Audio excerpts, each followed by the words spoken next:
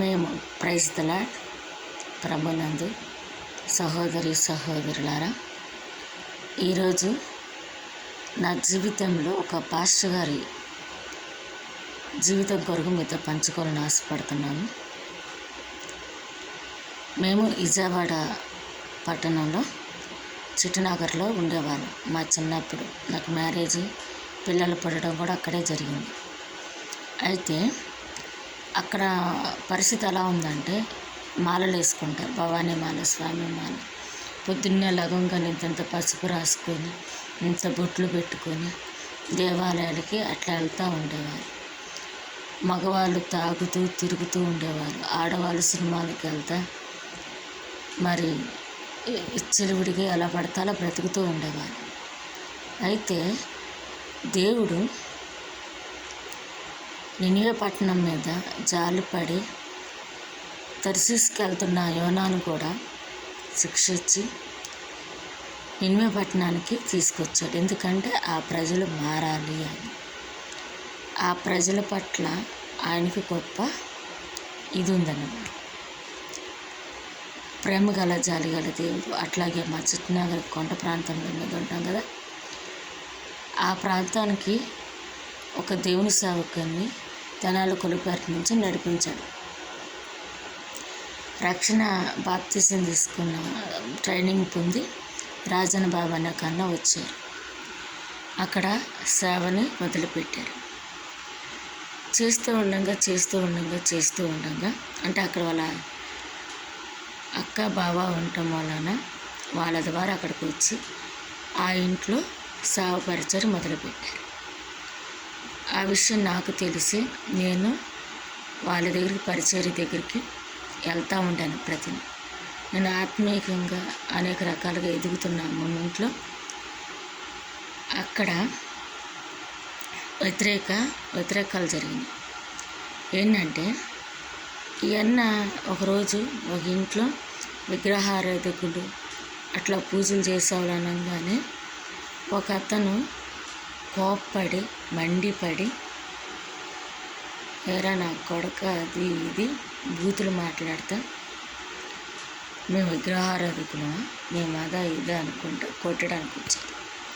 అక్కడ వాళ్ళందరూ కొట్టడానికి వచ్చారు. భయపడిపోయి కొలిపారు వచ్చి ఎంతో ఉపవాసం ఉన్నాడు. 9 నెలలు ఉపవాసం ఉండి ప్రార్థన చేసి, పౌలు గారు కనుక, పేతురు కనుక, మరి గొప్ప గొప్ప సేవకులు ఒకళ్ళ పట్ల ఉద్దేశం కలిగిన వాళ్ళు ఏం చేస్తారంటే, నిజమైన సేవకుడు ఆత్మల భారం కలిగి ఆత్మరక్షణార్థం కనిపెట్టి ఎంతగానో మొరపెట్టి ప్రార్థనలు చేసి ఆత్మరక్షణార్థమే అనేక ఆత్మలు పట్టుబడటం, నిజమైన సేవకుడు, గొర్రెల కాపరి, అపొస్తలుడు ఇట్లా పిలవబడిన వాళ్ళు నా జీవితంలో నేను చూసిన వాళ్ళు 9 నెలలు ఎలా మొరపెట్టాడో, ఎలా కష్టపడ్డాడో, ఎలా నరికేతన పడ్డాడో, ఎలా ప్రార్థన చేశాడో నాకైతే తెలియదు. కానీ మళ్ళీ వచ్చాడు. వస్తే ఆ అక్క బాబోడికి మరి కొంతమంది చుట్టాలు దూరం అయ్యారు. అయినా కూడా ఇప్పటికి వివాహం చేసుకోకుండా అక్కడ ప్రజలని నెమ్మదిగా మార్చుకుంటూ బాప్తిసాలు ఇచ్చుకుంటూ, ఎవరైతే అన్నని తన్నడానికి వచ్చారో, ఊరి నుంచి తరిమేశారో వాళ్ళందరూ మారి అన్న దగ్గరికి సేవకు వస్తున్నారు, పరిచారకులుగా పనిచేస్తారు. అనేక మందిని పట్టుకోవడానికి అన్నకి కుడి భుజంగా ఎడమ భుజంగా మారారు. అక్కడున్న అపవాద శక్తుల వల్ల అన్నయ్య ఆరోగ్యపరంగా దెబ్బతిన్నాడు.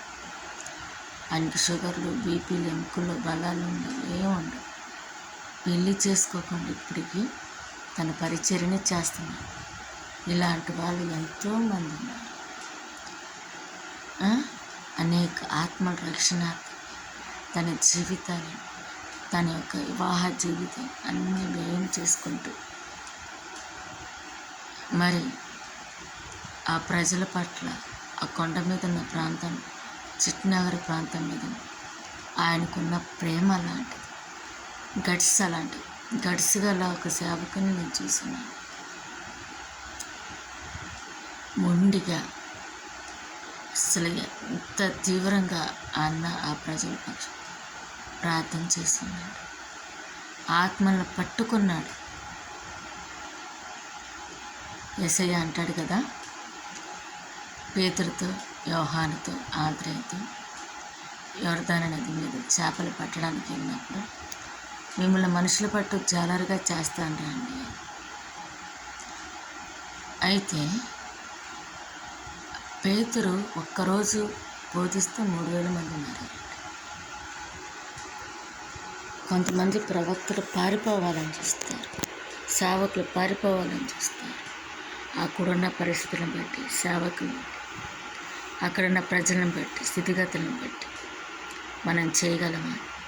కానీ కొంతమంది ఉన్నారు దేవుని పట్ల నమ్మకంగా, నిజాయితీగా తమ డబ్బును, తమ జీవితాన్ని, తమ యొక్క వయసుని అన్నీ దేవుడికే ఖర్చు పెట్టేవాళ్ళు బోల్డ్ మంది ఉన్నారు. మనము అట్లాగా దేవుని బిడ్డల కొరకు, దేవుని ఆత్మల కొరకు వాళ్ళ దగ్గరికి అంటే దేవుడికి ఎవరెవరికి ఏ వరం ఇచ్చారు, ఏ తలాంతు ఇచ్చాడో మనకు తెలియదు. మనకిచ్చిన తలాంతుని బట్టి, వరమును బట్టి మనం ఈ యొక్క ప్రపంచ రక్షణ కొరకు, సేవకుల కొరకు, ఆత్మల కొరకు ప్రార్థించేవారుగా ఉండాలి. ఈ చిన్న సాక్ష్యం, ఒక సేవకుని సాక్ష్యం మీతో పంచుకోవడానికి నాకు ఇచ్చిన సమయానికి దేవుడికి వందనాలు. నేను సహోదరులకు ఏం పంచుకోవాలని ఆలోచిస్తుంటే సడన్గా రాజన్ బాబాని గుర్తొచ్చాయి, ఆయన పరిచర్య గుర్తొచ్చి, సరే మన యొక్క సబ్స్క్రైబర్స్కి అందరితో పంచుకుందాం మీ మధ్యకు వచ్చాను. ఈ చిన్న సాక్ష్యం దేవుడు దీవించిందాక మనం ఆ రకంగా జీవించాలి, ఆ రకంగా ఉండాలి, ఆ రకంగా దేవునికి నమ్మకస్తులుగా ఉండాలి. ఆ విధంగా మనం సిద్ధం చేసుకుని ఇలాంటి వాళ్ళు కనుక మీకు గనక తెలుసున్నా, నాలాగా చూసిన కామెంట్ రూపంలో పెట్టండి ఫ్రెండ్స్. సహోదరులారా, నా యొక్క వీడియో నచ్చితే సబ్స్క్రైబ్ చేయండి, షేర్ చేయండి, లైక్ చేయండి. మీ ఒక ప్రియమిత్రులకు ఉంటే నా వీడియో నచ్చితే షేర్ చేయండి, సబ్స్క్రైబ్ చేయండి, సపోర్ట్ చేయండి.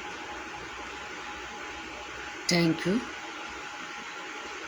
కామెంట్ రూపంలో మాత్రం మీకు కనుక ఇట్లాంటి సాక్ష్యాలు ఉంటే కామెంట్ రూపంలో పెట్టాల్సింది కోరుచున్నాను. Praise the lord.